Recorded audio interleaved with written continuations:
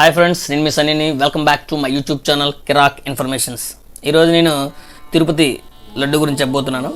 తిరుపతి లడ్డు ఏమనుకుంటారా? ఇక్కడ నుండి తిరుపతి లడ్డుని ఎన్ని పడితే తీసుకురాలేం.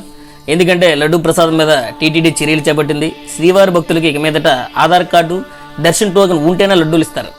అది కూడా ఫస్ట్ వన్ ఏంటంటే దర్శన్ టికెట్ ఉన్నట్టు వారికి ఉచితంగా ఒక లడ్డు ఇస్తారు. దాంతోపాటు ఎక్స్ట్రా లడ్డూస్ 4 నుంచి 6 వరకు మనం కొనుగోలు చేయొచ్చు. రద్దీగా ఉన్న సమయాల్లో అయితే 4 వరకు కొనుగోలు చేయొచ్చు. రద్దీ లేని సమయాల్లో మనకు 6 వరకు కూడా 6 లడ్డూలు కూడా అమ్మడం అనేది మనకి జరుగుతుంది.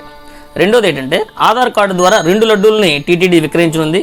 అంటే మీ దగ్గర ఎటువంటి దర్శన్ టోకెన్ లేకపోయినా ఆధార్ కార్డు చూపిస్తే మీ ఆధార్ డీటెయిల్స్ అనేది ఆన్లైన్లో ఎంటర్ చేసి మీకు ఆ 2 లడ్డూలను కూడా మీరు కొనుగోలు చేయొచ్చు. అది కూడా లడ్డూ ప్రసాద కేంద్రంలో 2వ అంతస్తులో 48 నుంచి 62 కౌంటర్లు మీకు అందిస్తారు.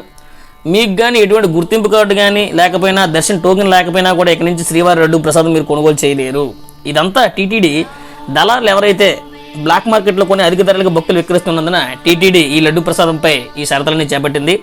ఇలా తిరుపతి లడ్డు ప్రసాదంపై టీటీడీ చర్యపై మీ కామెంట్ ఏంటో మాకు కామెంట్ రూపంలో తెలియజేయండి. మీకు కనుక ఈ వీడియో నచ్చినట్లయితే లైక్ చేయండి, షేర్ చేయండి, కామెంట్ చేయండి. But don't forget to subscribe my YouTube channel కిరాక్ ఇన్ఫర్మేషన్స్. Thank you.